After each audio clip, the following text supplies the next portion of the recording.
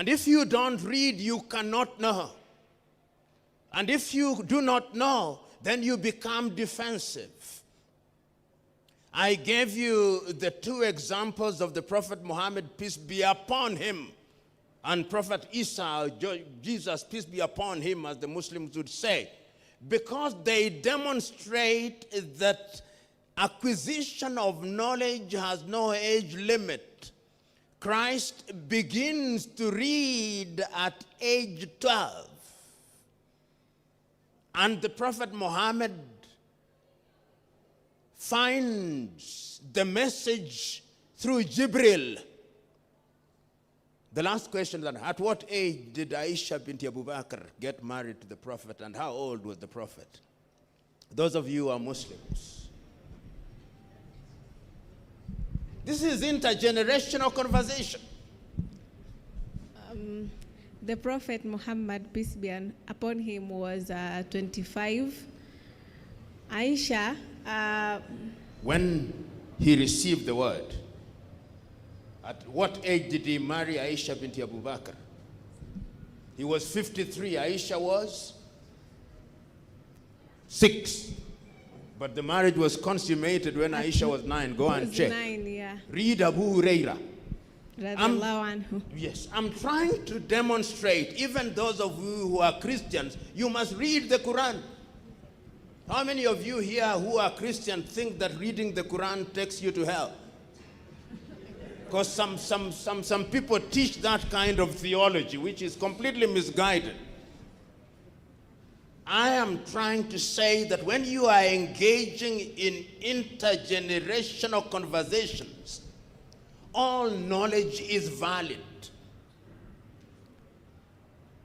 In 1985, when the then Tanzanian head of state was leaving office, Mwalimu Julius Kambarage Nyerere, he said that there is no Kiswahili word that quite defines what happens when a person leaves office for a younger generation. But he said, in my ethnic group, there was Zanaki, there is a word. And I want Tanzanians to begin using that word, kungatuka. Do you know that the word kungatuka is a Zanaki word, which has now been made a Kiswahili word? To leave office, tunasema unangatuka. And ukingatuka, you let another generation take over. Today, we are talking about generations. And we are saying that every generation has a role to play. And history has been consistent in demonstrating to us that it is young people who change society. If you look even in religion, Christianity is a very young religion, and Islam, very young religions. If you go to the older religions such as Hinduism, how many of you here have read the books Mahabharata? How many of you have read the Mahabharata? This is a university where people ought to be reading.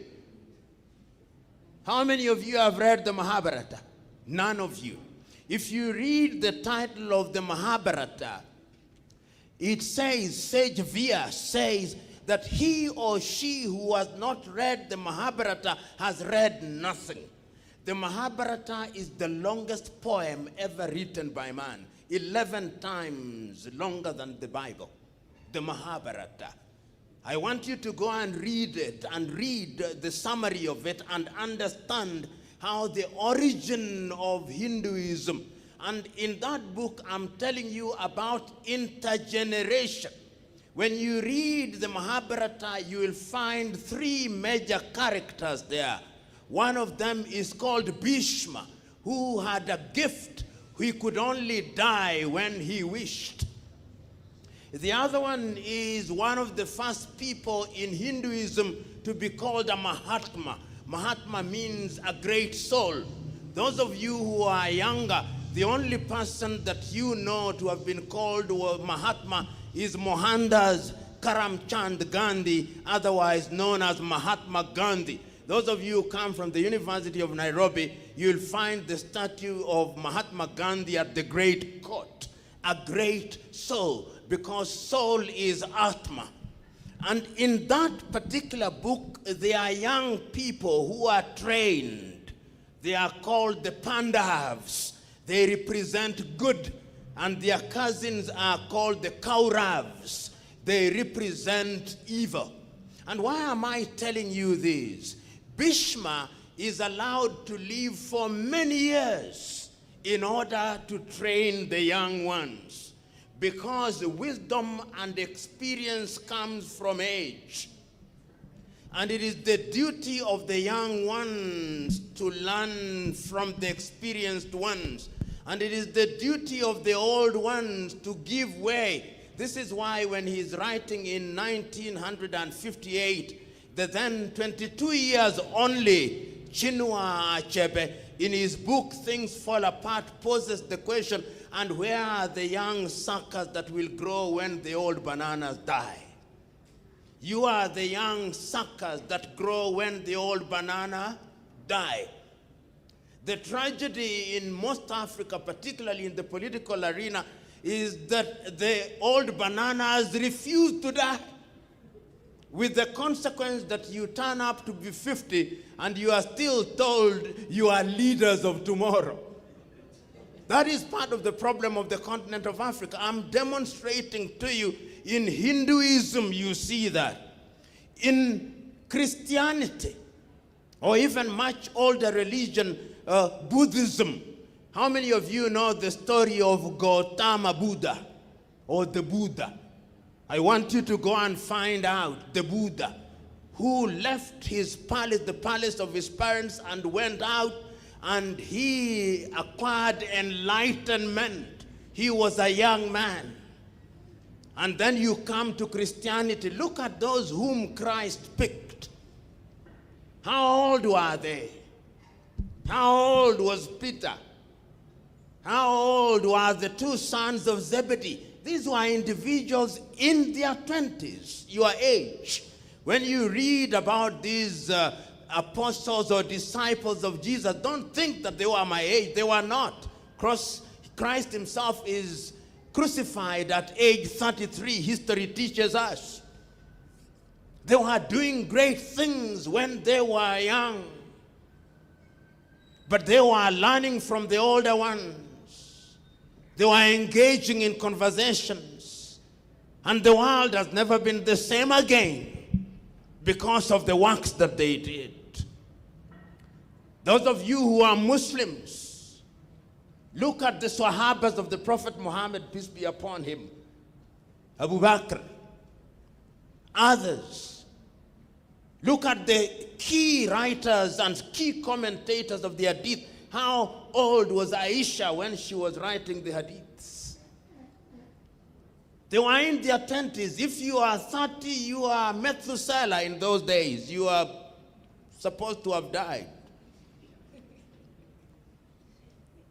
Intergenerational conversation.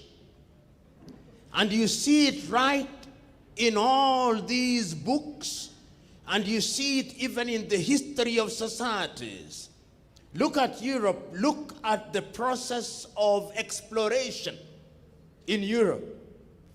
How old was Marco Polo when he was going to China? How old was Vasco da Gama when he was leaving Lisbon and coming through the Cape of Good Hope, coming to Mombasa and going all the way to Goa in India? They were in their 20s. How old was Christopher Columbus? How old were they? They were young, in their 20s. It is the energy and zeal and zest of youth that gives birth to change.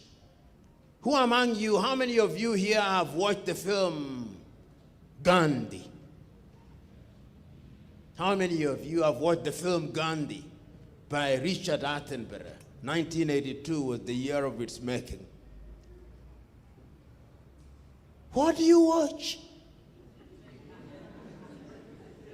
I want you to go and look for the film Gandhi. You can Google it and find it. I want you to only look for one thing.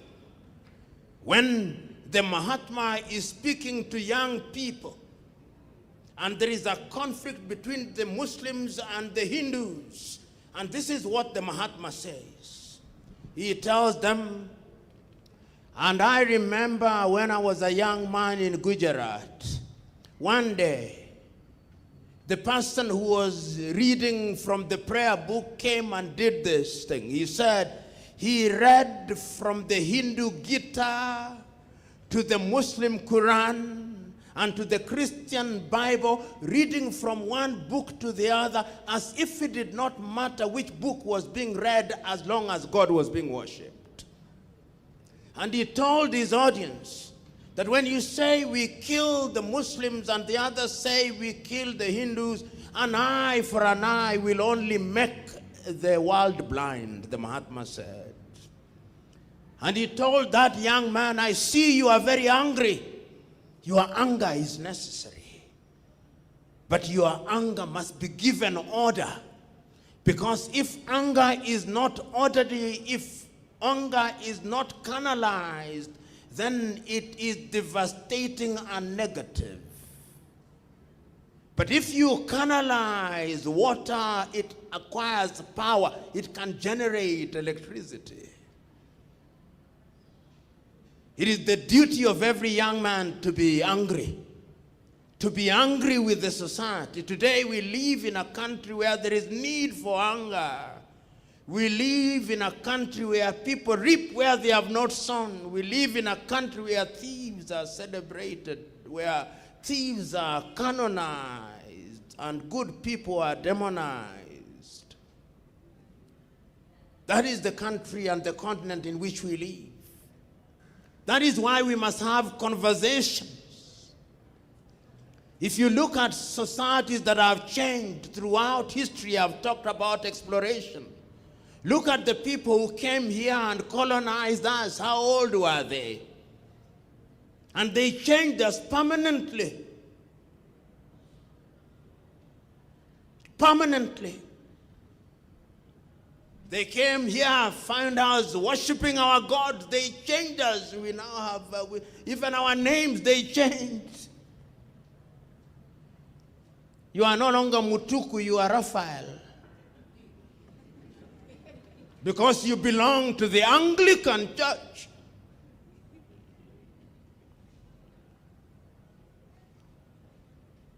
You are no longer Onyango. You are John, because you are Roman Catholic. You are no longer Ntamburi because you are Martin, because you are Methodist. Young people, they came here, they were young. But there were people back at home. The Royal Society in England was the guarantor of them, and they changed societies. What are you going to change? You who are here. Don't tell me you are young or you are too young. No, you are not too young. But that can only happen when there are conversations. How many of you here have watched the film Ten Commandments, 1956 version by Cecil B. DeMille, with Charlton Heston as Moses and Yul Brynner as Ramesses II? How many of you? How many of you? Because you are Christian, you ought to have watched the Ten Commandments, the 1956 version, the original one. And I'm giving you these examples partly to educate you and partly to demonstrate to you that you are not reading sufficiently. You know, remember this joke that was being made? That if you want to hide anything from an African, you put it in a book. There is no danger of it ever being found. You remember that joke? I want you to participate in this dialogue. How do you learn if you don't read? How many of you have read the last conversations of Socrates? How many of you first have heard of Socrates? If in a congregation of 100, only 3 have heard of Socrates, then we are in trouble. We are in trouble because Socrates is one of the leading thinkers in the world. How many of you here have heard of Orunmila, one of the greatest African philosophers from the Yoruba people of Nigeria? How many of you have heard of him? Then what conversations must you have? Because you must have conversation through acquisition of knowledge. You must read. And today you are in a totally different world where you can Google anything. You can find anything you want. Because if you don't read, how are you going to compete with the Koreans? Because they are reading. How are you going to compete with the Vietnamese? Because they are reading. How are you going to compete with the Brazilians? Because they are reading. How are you going to compete with the Americans and the Europeans? Because they are reading. How are you going to compete with the Arabs? Because they are reading. Today, I believe almost all of you here have a phone. How many, all of you have phones? How many of you have phones? Does any one of you have a phone which is made in any country in Africa?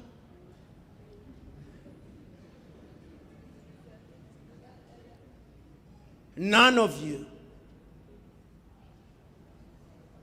That tells you that our conversations, you know, in Africa, the only thing, a friend of mine was telling me, is from South Africa, is a white South African.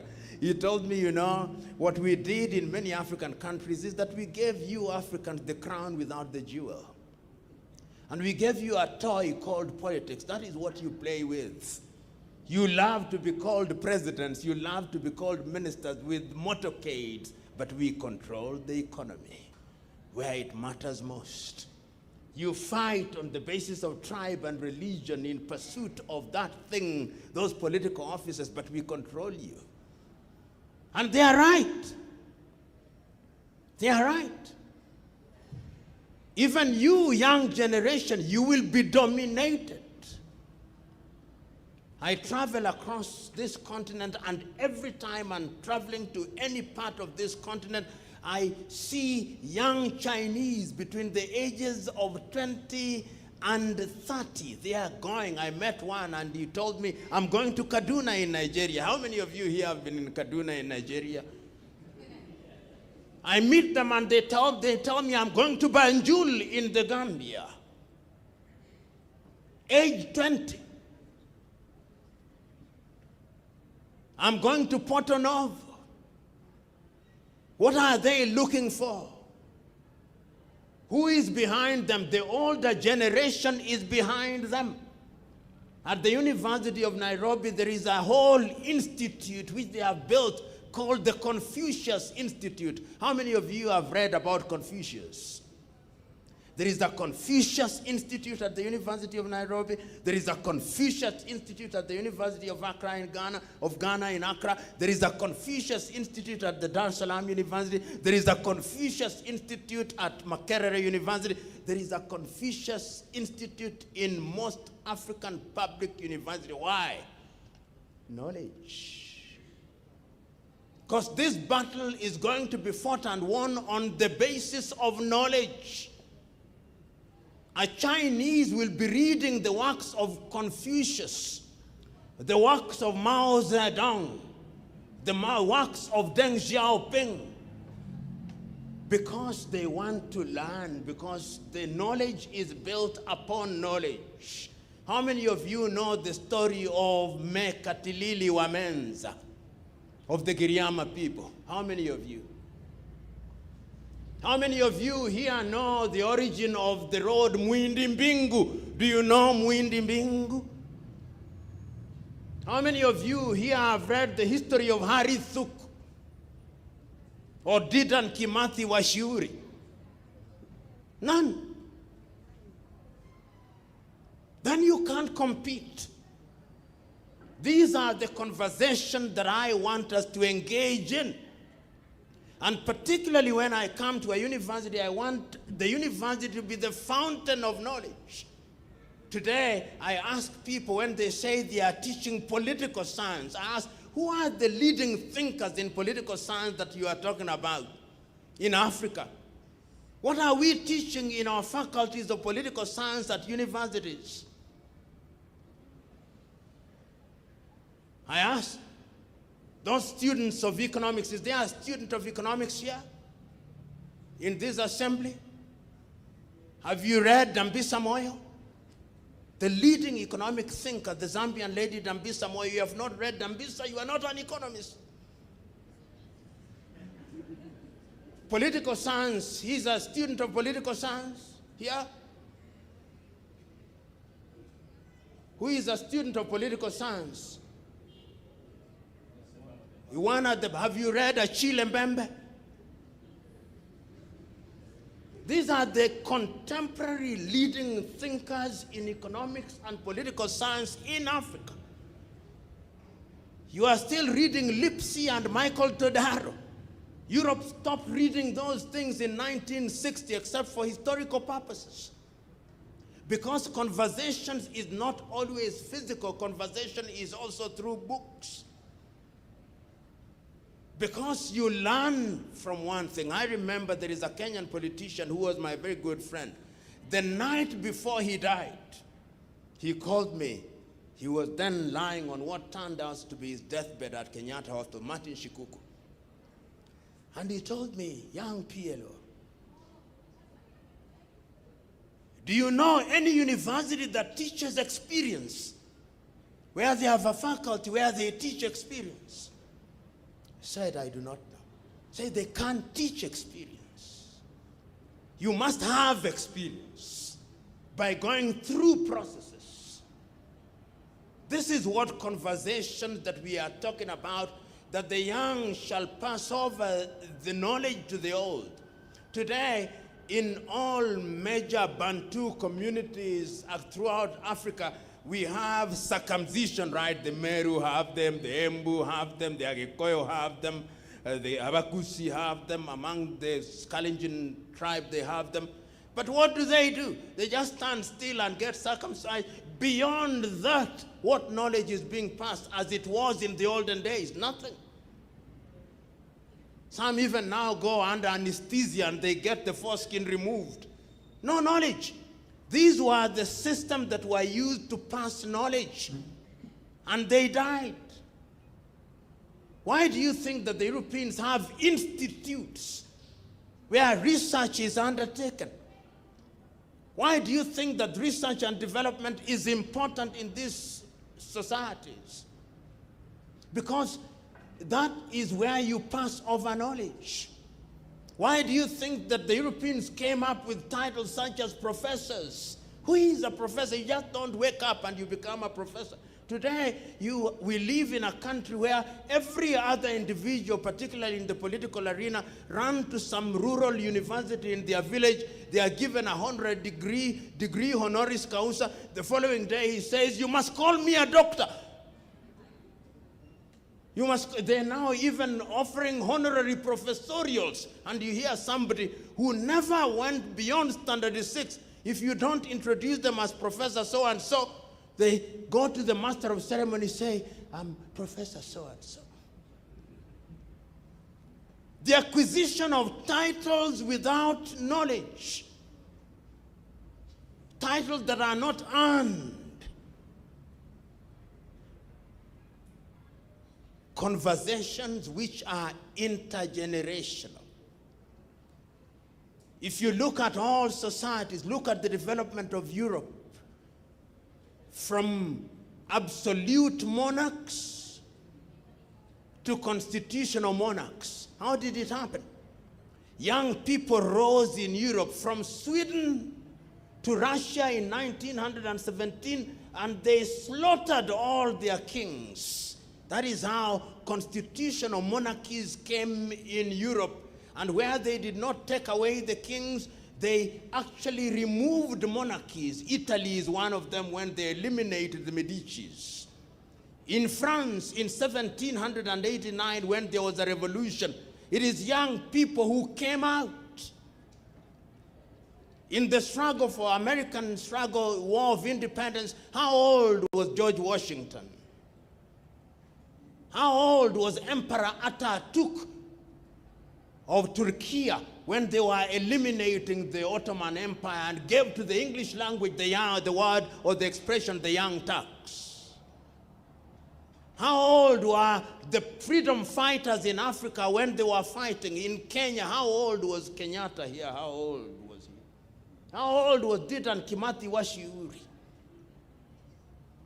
In Tanzania, how old was Nyerere at that time? How old was Kawawa? How old was Karume?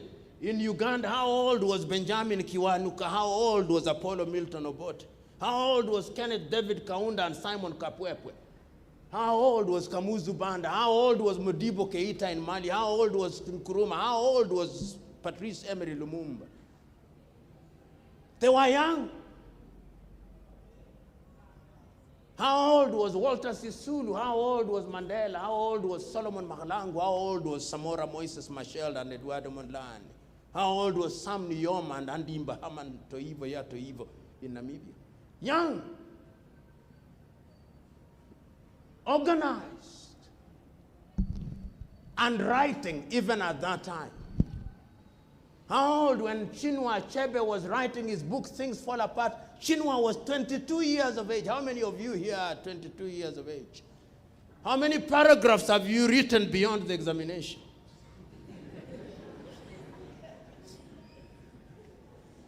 These are the things that we are talking about.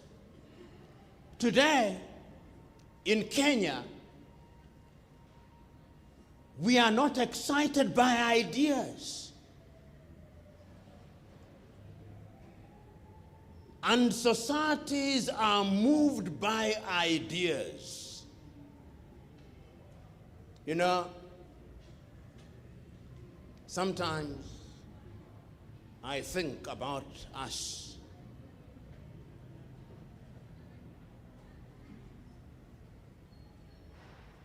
And our inability to invent and innovate. And I love giving this example. Today, when I leave here, I'll possibly be driving a car made by Japanese, Toyota. It came from young minds, Toyota. I want you to look at the age of the man who came up with Toyota. Then some of you will leave here and you'll be carried in a border. I want you to read how Koichiro Honda, the man who came up with what you now drive called Honda, Koichiro Honda, how old he was. And when I leave here, I'll go and fill my car in a petrol station, Total Energies, which is French. Then I will go to KFC, Kentucky Fried Chicken, which is the United States of America. I may even take Uber, which is from the United States of America, San Francisco, or Bolt, which is from Estonia, or Yego, which is from India. And once I've taken my Kentucky Fried Chicken, I will then have a portion of it being delivered to me by Glovo, which is from Spain. And if I'm the middle class, my house will be guarded by KK, which is Gardewald from Canada, or G4S from the United States of America. And when I want to sell my building or I want to let out this building, it will be Knight and Frank from the United Kingdom. And when I'm thirsty, I'll possibly be taking water, Dasani, which is Coca-Cola. And my shoes is from Italy. My watch from Switzerland. My underwear made in Bangladesh or Vietnam. My cologne is from Sweden. And my fake hair, if I'm a lady, is from Brazil. I mean, just think about it. This is why we must have these conversations. Because what do we own? And those of you who think that butter is our own, butter was from butter in Canada. And then you can't afford anything, of course you go to Gikomba. You buy mitumba, which is discarded clothes from some United States of America. Africa consumes that which has been rejected by other civilizations. I can go on, but what I'm stressing to us, it is important that we begin to have meaningful conversation. Let us come and reason together.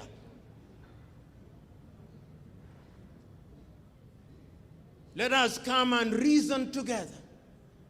This is what is making the Chinese go where they are going. The Chinese young men and women demonstrated in Tiananmen in 1980s, and I want you to look when the Chinese are holding their party meeting, 6,000 of them drawn from different parts of China. China is now planning for the next 100 years. You Kenyans are thinking of how to extend the life of your president and your governor. Others are thinking about how to relate with Africa in 100 years. When none of us, all of you, will be dead. But they are thinking about it. The Chinese wall was built over a period of 500 years.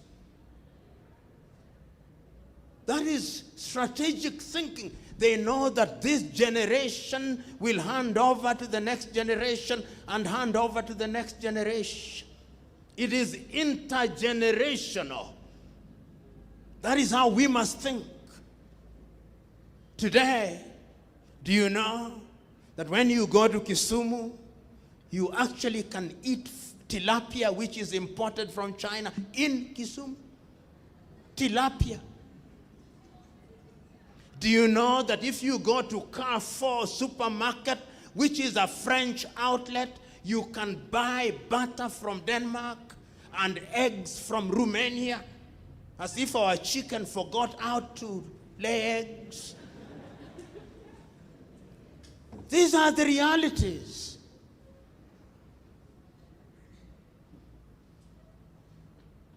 Until and unless we have those conversations, we are going nowhere. Where is the mentorship program? Look at your television. What are you watching on your televisions? Hollywood. You know, I went to a certain university in this country and somebody came and said, I'm an expert in computers. I said, who's expert about what? Expert of what? Which ones do you own yourself? I'm on Instagram.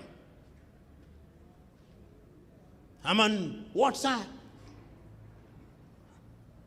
Don't use WhatsApp, use Signal.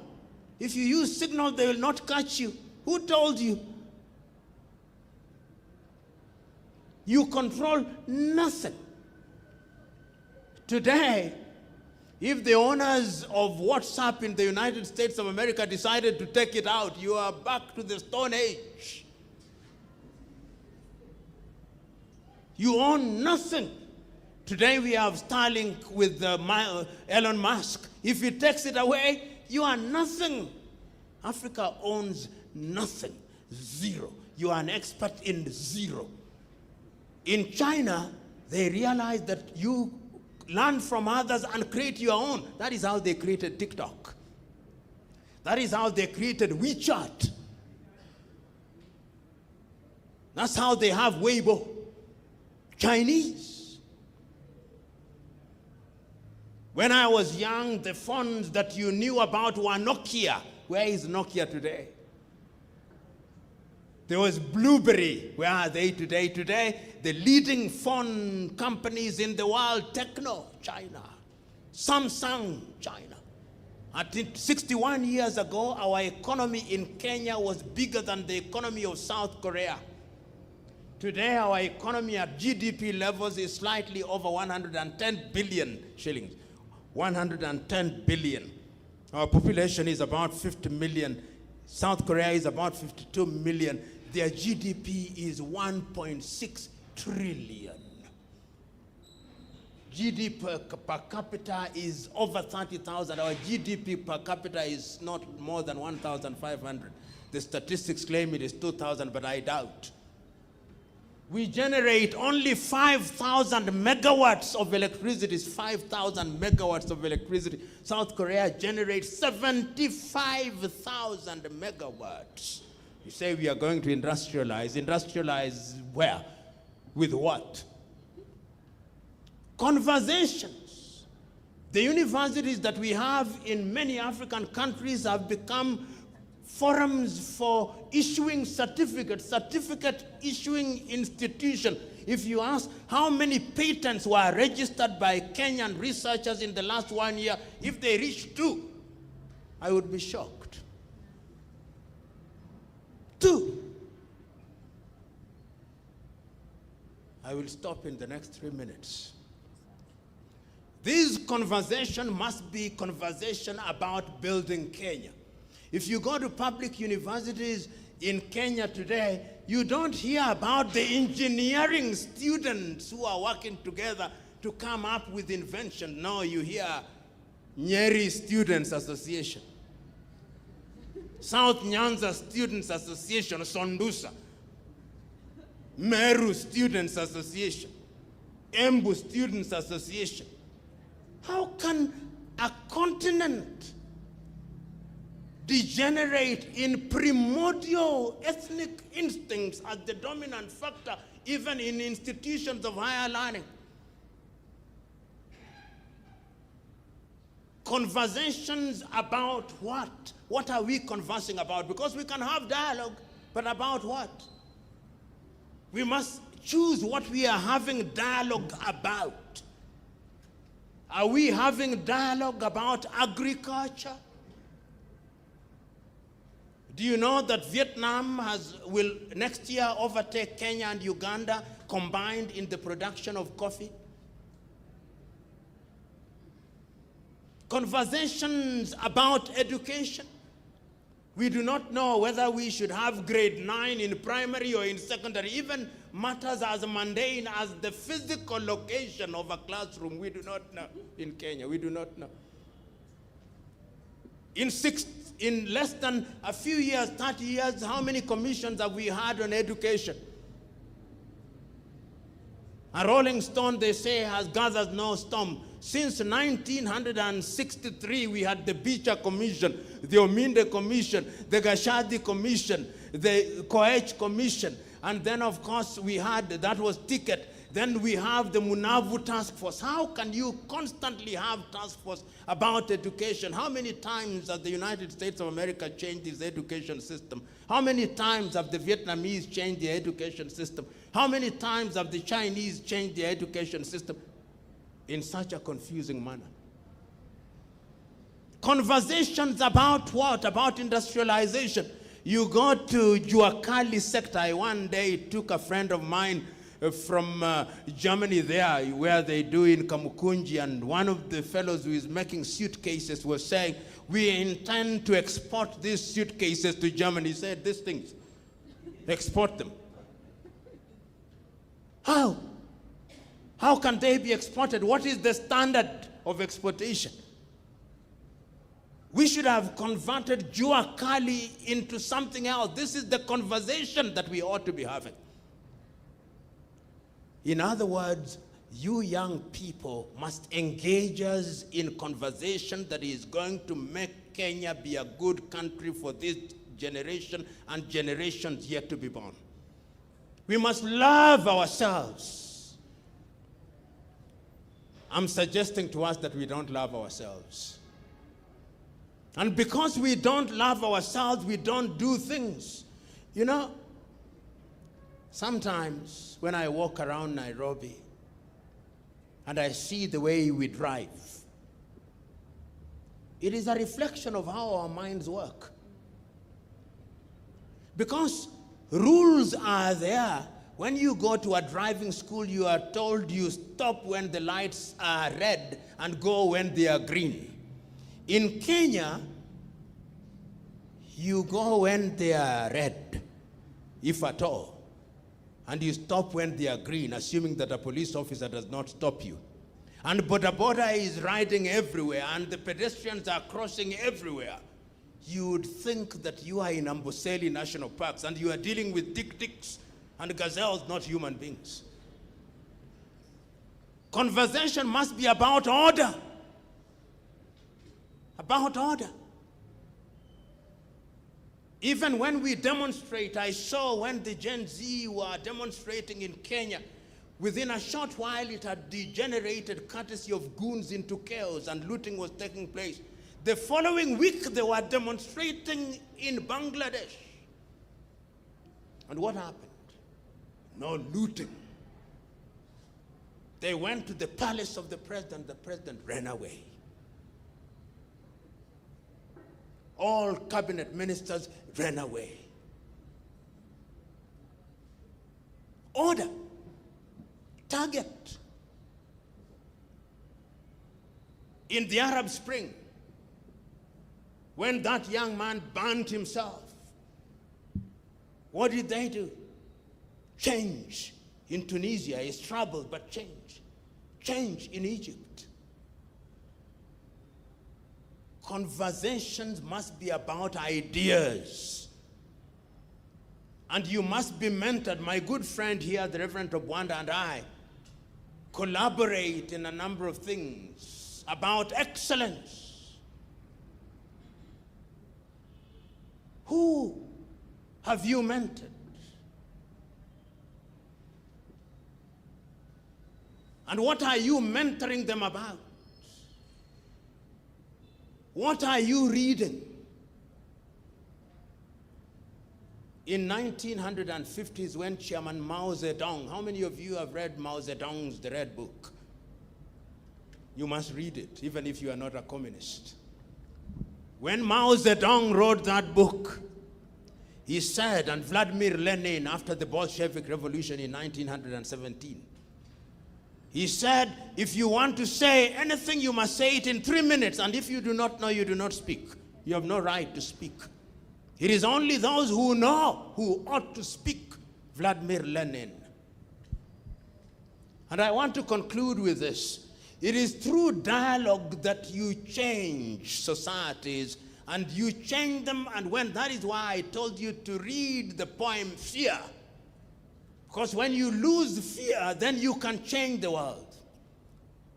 You know, there is a young German who changed the world.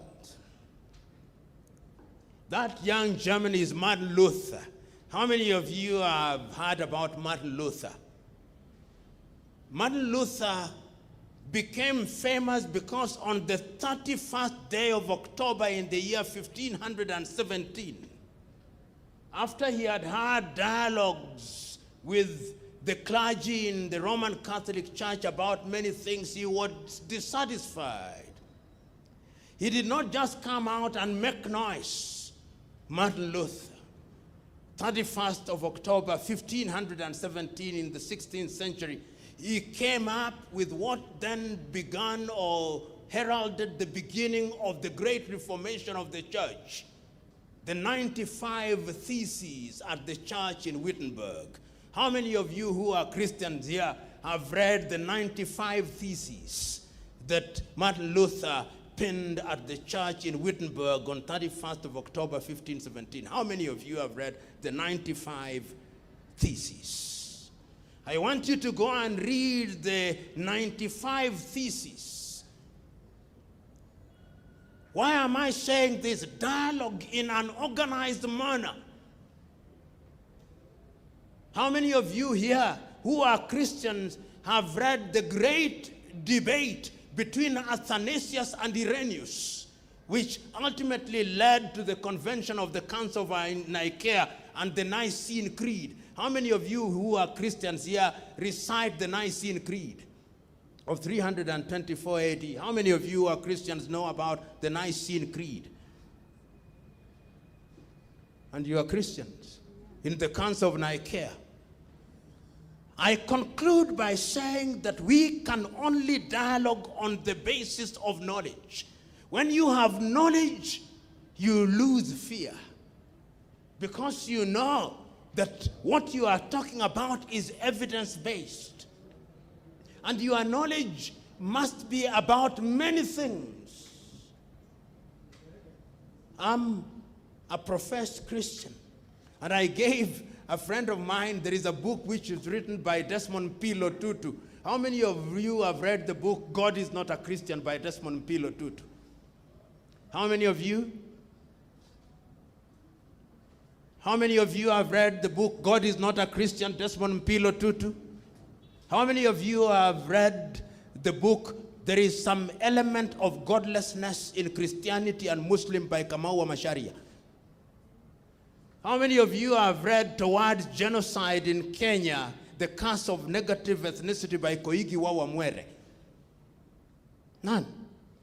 Therefore, as I conclude, my message is, let us dialogue intergenerationally, but I want to dialogue with individuals who have information.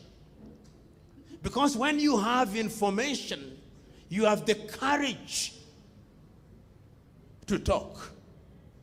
And you have the courage to speak and to offer an opinion. And when you have an opinion, you can change that opinion when you have superior evidence. The question is, some people say, a friend of mine used to say that so-and-so holds an opinion. He said, no, let us find out whether he holds the opinion or is the opinion that holds him.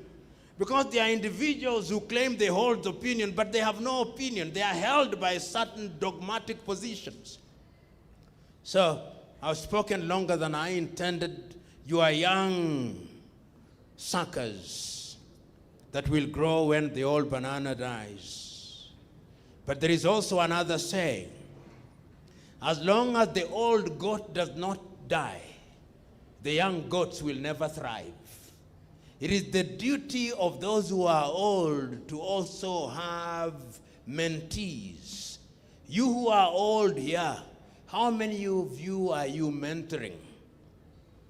You must mentor at least 10 people in your circle. And mentorship is reciprocal. And when you do that, then you can change the world. So young Kenyans and those who are not Kenyans, my message to you is that you must always remember that a society is only moved by ideas. And those ideas must be held by men and women who are prepared to change society. They must be men and women who have courage. And today in Kenya, it is one of the most difficult things to be courageous. All of us want to be politically correct. In Kenya, one of the most dangerous things, and I've said this before, is to be honest. But yet I encourage you to be honest. One of the most dangerous things in this country today is to be courageous, and I encourage you to be courageous. One of the most dangerous things in Kenya today is to be a Kenyan. It is easy to run to your tribe. But yet Samora Machel once said, for the new African nation to thrive, the tribe must die. But I do not mean that the tribe dies, that it does not exist. No, it should remain a mark of identity, but not a basis for decision making. That is what we must embrace. And you must say so and do so courageously. So be Kikuyu all you want, be Luo all you want, be Kamba all you want, be Luhya all you want, but when we are making decisions, let's make decisions on the basis of that which is good and right. Today at Kemu University, when you are being taught law, do you ask the tribe of the lecturer? No. What you want is a good lecturer, don't you? It is the great Deng Xiaoping who said, when they were changing the economy of China, he said, in China, we have made the decision that we want to catch a rat.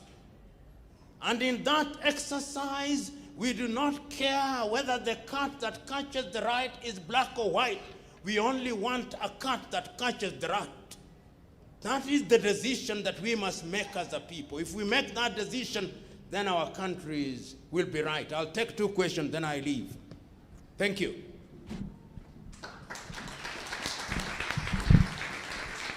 Let's appreciate the Prof. Prof, kindly with your indulgence, you may resume your seat at that point. Let's appreciate the professor much, much better than that.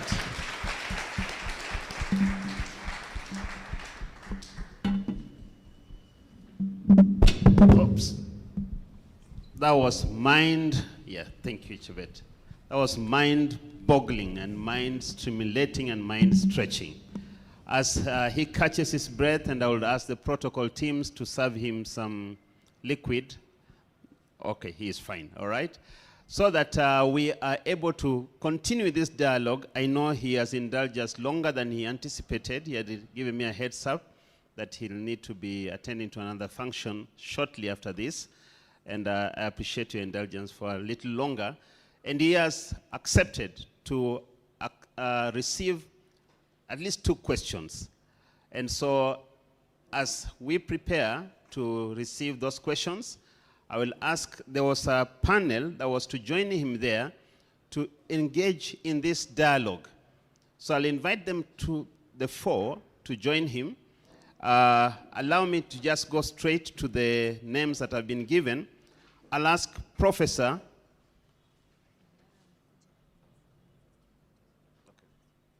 So I'll ask Professor Robert Gateru to join the professor on the podium. That's the VC, Riara University, a former principal of Kenya Methodist University. I'll ask Mr. Anthony Manyara, the president of KUSO and also ESN, that is Africa Students Network and Kenya University Students Organization. I will ask Mr. Boniface from Equity. Is he here? Boniface? He hasn't come, Kinoti? Not yet, all right. I'll ask Chebet. Where's Chebet? Gen Z. Okay, please hand over the microphone to somebody else. Who is agile to help with the microphone? Great. And then finally, I'll ask the Bishop, Samuel Kadia, who will represent the voice of the church. So this, lady and gentlemen, so these ladies and gentlemen will engage us further, but in the interest of time, because Prof has to leave, I will ask for the 2 questions to be submitted from the floor. Open 2 questions. I'll just keep it open. Yes. Yes, can I have some? Yes. Solomon, help with this. Let's have this moved, please. Some strong students, yes. All right. Great.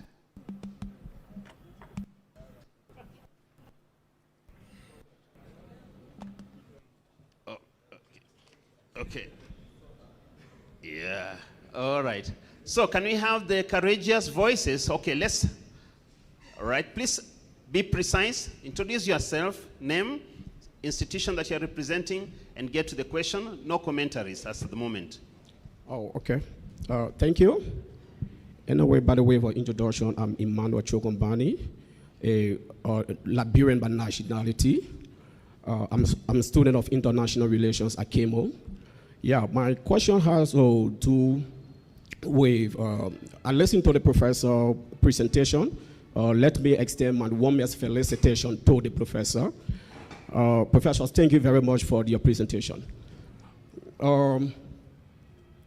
My question is, how can the young generation embark on the success of decision-making when we have the old leaders of our continent in Africa will craft and adapt every laws and policy that govern us on the continent of Africa. I'm asking this question because in 2015, the African Agenda 2063 was crafted and adopted by the old leaders. They are the controller of the African Agenda 2063. Now, I also extend my question to the world. The United Nations was founded in 1945. It took 70 years before including young people into its resolution. The resolution, the United Nations Security Council Resolution 2250, that recognizes the role young people play in long-term peace and sustainable development. Since that resolution was adopted, I've gotten your question. You can, okay, thank you. All right. The second question Let's take the second question. from a lady. Yes, Prof prefers hear the voice of the ladies as well. From a lady. Any courageous lady to ask a question. Let's There- keep it there is- precise there is- and clear. If, so that, if there is none, I'll proceed to answer the question. all right, sir, you may proceed. Let me thank you very much, my young friend from Liberia. We do a lot of work in Liberia, we know. And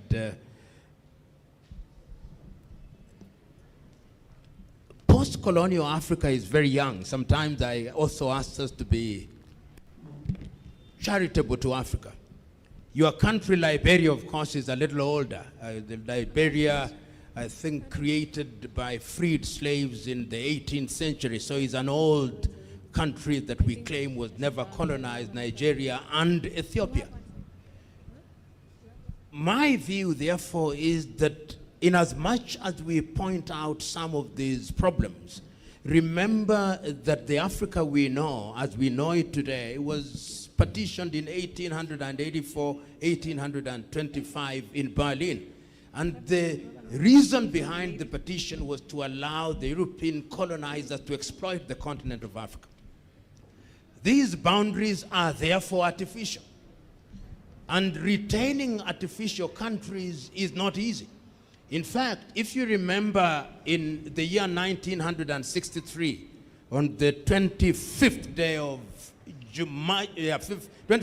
May 1963, one of the arguments by Ghana's Kwame Nkrumah was that we unite quickly. And people brought in a number of arguments that we should redo the boundaries.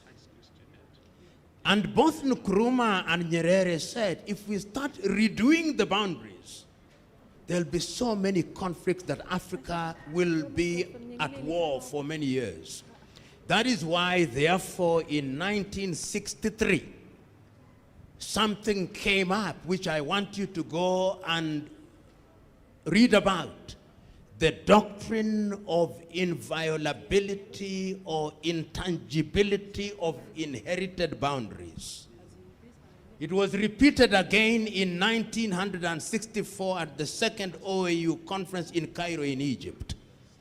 And after that, only 2 countries have been created since.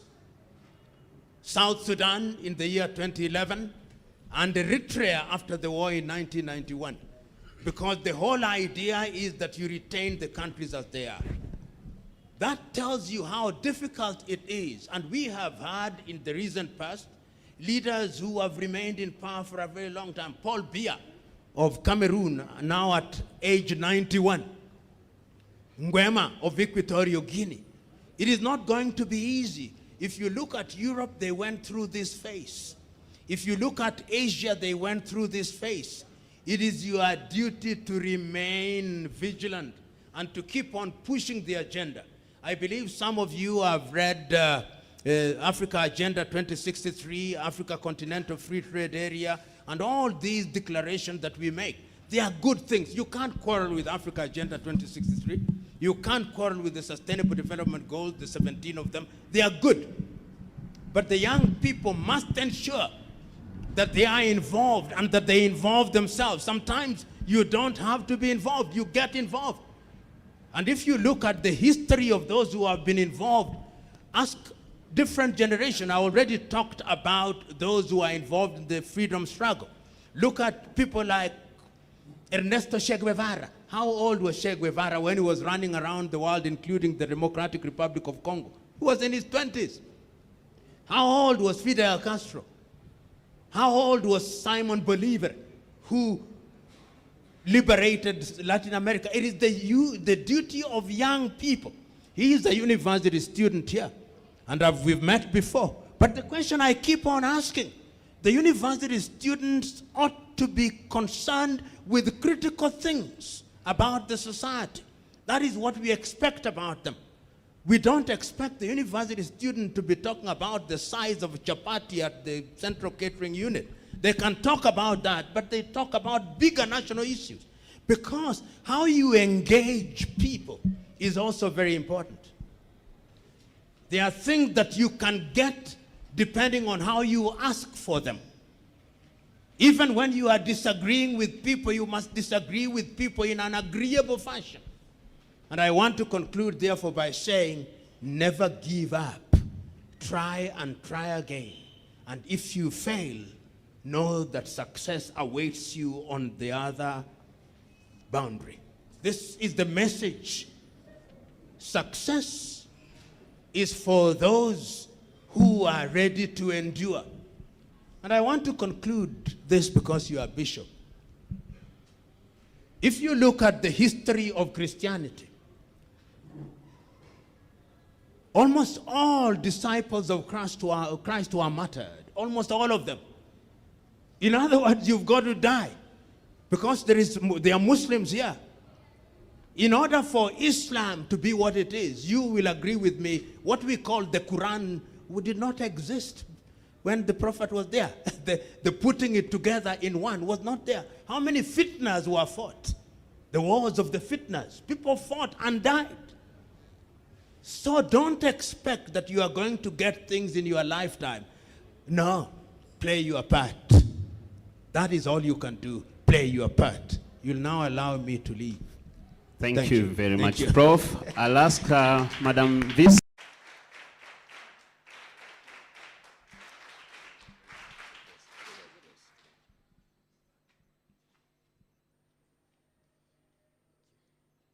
Thank you very much. You may resume your seats, please.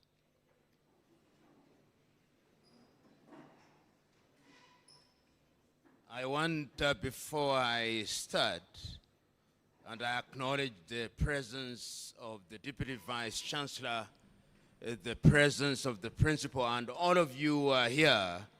Before I make my very short intervention, I want to invite Abdul and Favor to come forth and read 2 poems.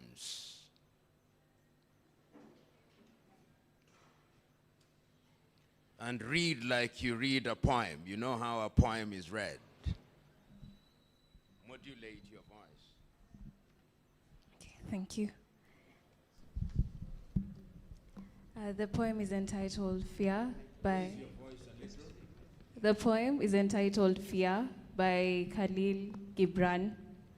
It is said that before entering the sea, a river trembles with fear. She looks back at the path she has traveled, from the peaks of the mountains, the long winding road crossing forests and villages. And in front of her, she sees an ocean so vast that to enter, there seems nothing more than to disappear forever. But there is no other way. The river cannot go back. Nobody can go back. To go back is impossible in existence. The river needs to take the risk of entering the ocean, because only then will fear disappear, because that's where the river will know. It's not about disappearing into the ocean, but of becoming the ocean. Thank you very much. That poem by Khalil Gibran is one of the most powerful poems ever written.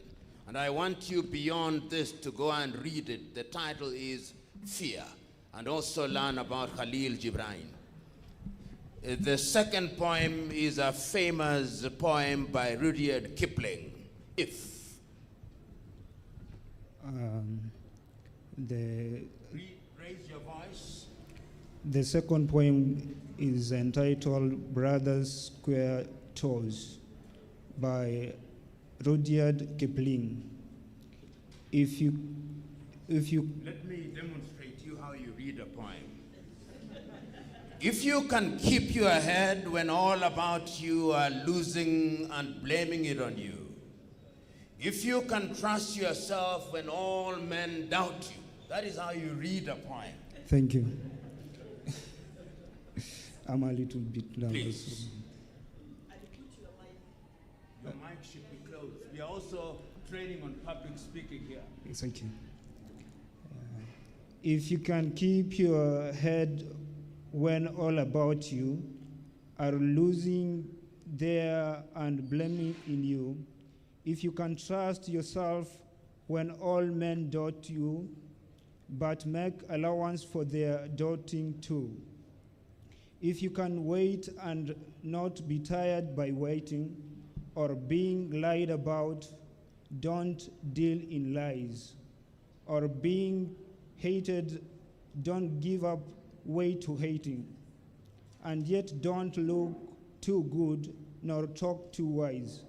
If you can dream and not make dreams your master, if you can think and not make thoughts your aim, if you can meet with triumph and disaster and treat those two impostors just the same, if you can bear and hear the truth you've spoken, twisted by nerves and to make a trip for tools, or watch the things you gave your life to broken and stoop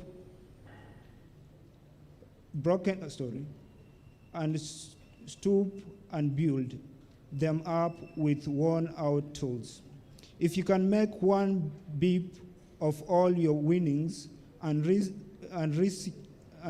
it on one turn of pitch and toss, and lose and start again at your beginnings, and never breathe a word about your loss, if you can force your heart and nerves and sinew to serve your turn long after they are gone, and so hold on when there is nothing in you except the will which says them, hold on.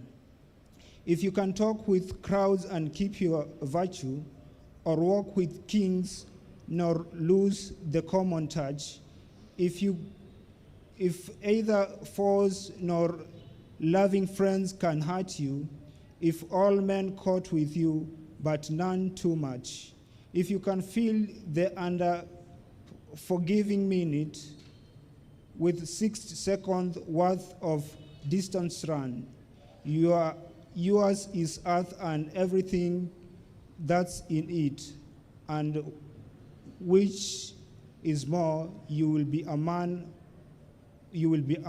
my son. Thank you. Thank you very much.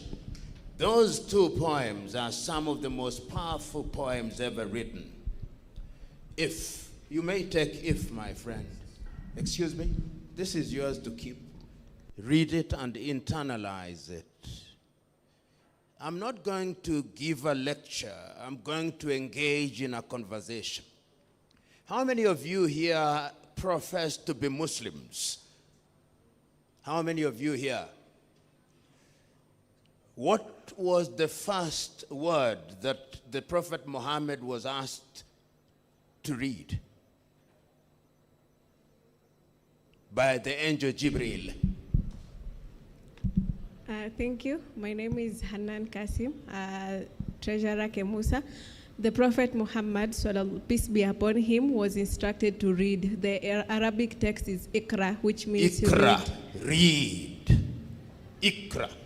Those were the words. And remember that the Prophet was illiterate, but he was made to read, and it was Iqra. For those of you who are Christians, at what age did Christ appear in the temple? And which book did he read? Or which book did he read from? Those who profess to be Christians. Can somebody come and tell me, the students? Yes, please. There's somebody at the back.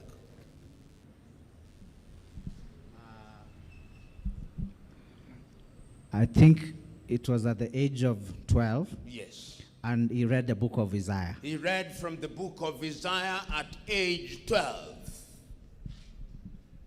At what age was the prophet Moses called by God to go to Egypt when he was herding the cattle of his father-in-law Jethro? At what age? When he saw the burning bush. Who knows? This is a Christian university. You profess to be Christians.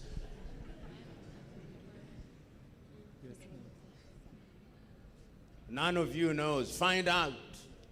At what age did Uzziah become king of Judah?